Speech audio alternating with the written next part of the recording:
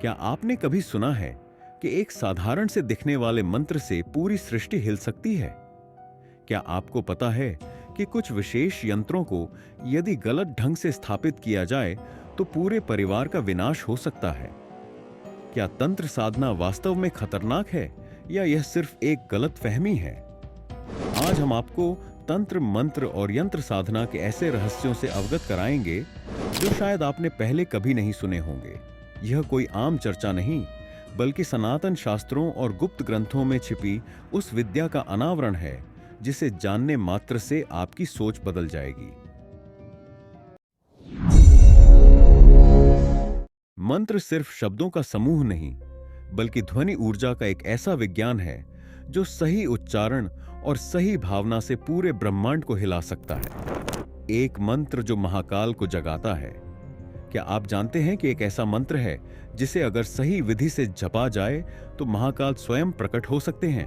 कौन सा है वह मंत्र? ओम नमः भगवते रुद्राय कालाय नमः। शिव तंत्र से लिया गया यह अत्यंत गुप्त मंत्र है जिसे आम लोगों को नहीं बताया जाता। कहा जाता है कि यह मंत्र महाकाल को जागृत करता है और साधक को समय के बंधनों से मुक्त कर सकता है। मंत्रों का खतरनाक पहलू। लेकिन ध्यान रहे, सभी मंत्र हर किसी के लिए नहीं होते। एक बार एक राजा ने भगवती तारा का एक सिद्ध मंत्र सुना और बिना गुरु के जाप करने लगा। कुछ दिनों तक सब सामान्य था, लेकिन कुछ समय बाद उसकी मानसिक स्थिति बिगड़ने लगी। उसे अजीब अजीब आवाजें सुनाई देने लगी और कुछ ही महीनों में उसकी मृत्यु हो गई। शास्त्रों में स्पष्ट कहा गया है, अशुद्ध उच्चारण और अधूरी जानकारी के साथ कोई भी शक्तिशाली मंत्र नहीं जपना चाहिए। क्या आपने कभी सुना है कि कुछ यंत्र इतने शक्तिशाली होते हैं कि उनके गलत उपयोग से पूरे परिवार का नाश हो सकता है? एक ऐसा यंत्र जो इंसान को राजा बना सकता है, श्री यंत्र, जिसे खुद भगवती त्रिपुरा सुंदरी का स्वरूप माना जाता है। कहा जाता है कि जब आदि शंकराचार्य ने श्री विद्या की साधना की तो श्री यंत्र ने उन्हें अद्भुत सिद्धियां प्रदान की। यह यंत्र इतना शक्तिशाली है कि सही स्थापना और साधना से यह भौतिक और आध्यात्मिक समृद्धि दोनों प्रदान करता है। लेकिन अगर इसे गलत दिशा में रखा जाए तो क्या होता है? तंत्र शास्त्रों में वर्णन आता है कि एक राजा ने इसे गलत दिशा में रख दिया था, जिससे पूरे राज्य में अकाल पड़ गया और अंततः राज्य नष्ट हो गया। श्री यंत्र को स्थापित करने से पहले सही दिशाओं और साधना विधि को जानना बेहद जरूरी है। एक ऐसा यंत्र जो आत्माओं को बुला सकता है, काल भैरव यंत्र। इस यंत्र का प्रयोग सिर्फ सिद्ध साधक ही कर सकते हैं। कहते हैं इसे स्थापित करने के बाद अगर कोई व्यक्ति बिना गुरु के इसका उपयोग करने लगे तो उसे रहस्यमयी शक्तियों का सामना करना पड़ सकता है। कई बार ऐसे यंत्रों को गलत ढंग से स्थापित करने से अनचाही आत्माएं सक्रिय हो जाती हैं। क्या तंत्र वास्तव में अघोरियों की साधना है? क्या यह काला जादू है या कुछ और? तंत्र का असली अर्थ क्या है? बहुत से लोग तंत्र को काले जादू से जोड़ते हैं, लेकिन सच कुछ और ही है। संस्कृत में तंत्र शब्द दो भागों में बंटा हुआ है। तन, जिसका अर्थ है विस्तार या प्रसार, त्र, जिसका अर्थ है रक्षा या मुक्ति, अर्थात जो चेतना का विस्तार कर उसे बंधनों से मुक्त करे, वही तंत्र है। तंत्र का असली उद्देश्य क्या है? तंत्र का मुख्य उद्देश्य शरीर, मन और आत्मा को जागृत कर परमात्मा से एकाकार करना है। यह हमें बताता है कि शरीर ही ब्रह्मांड है और ब्रह्मांड ही शरीर है। तंत्र किसी बाहरी ईश्वर की उपासना नहीं करता, बल्कि साधक के भीतर की शक्ति को जागृत करता है। यह शक्ति जागरण की एक प्रणाली है जो साधक को माया, भौतिक दुनिया से मुक्त कर मोक्ष की ओर ले जाती है। क्यों की जाती है तंत्र साधना?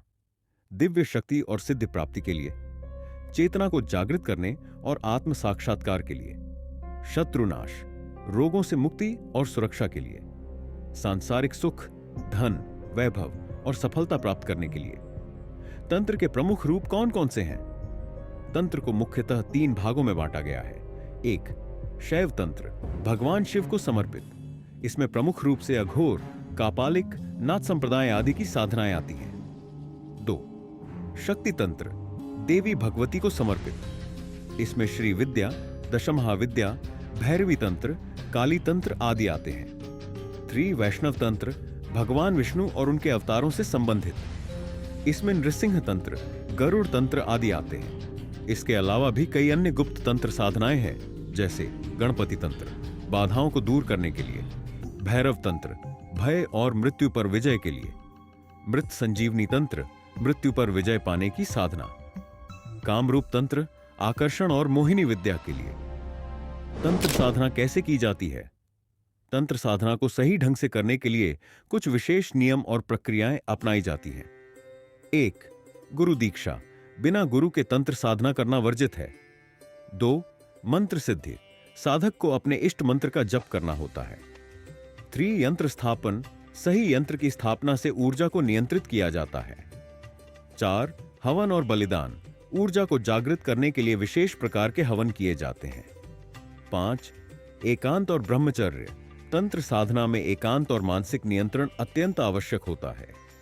तंत्र का खतरनाक पहलू, गलत साधना से विनाश निश्चित है।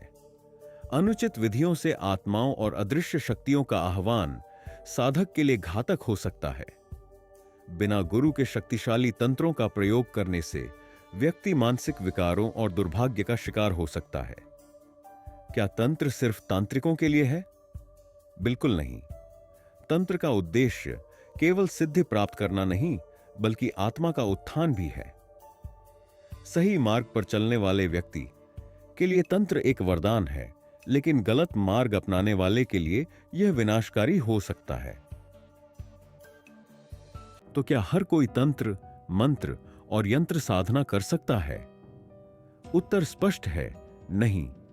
इन साधनाओं के लिए गुरु, शुद्ध हृदय और सही विधि की आवश्यकता होती है। जो लोग सिर्फ धन, लालच और स्वार्थ के लिए इन साधनाओं में प्रवेश करते हैं, उनका विनाश निश्चित है। साधना मार्ग पर चलना आसान नहीं, लेकिन जो इसे सही विधि से करता है, उसे ऐसी शक्ति मिलती है जिसकी कल्पना भी नहीं की जा सकती। इस वीडियो को लाइक करें, शेयर करें और बताएं आपको सबसे अधिक कौन सा रहस्य चौंकाने वाला लगा। अगर ऐसी ही गूढ़ और रहस्यमयी बातें जानना चाहते हैं तो चैनल को सब्सक्राइब करें।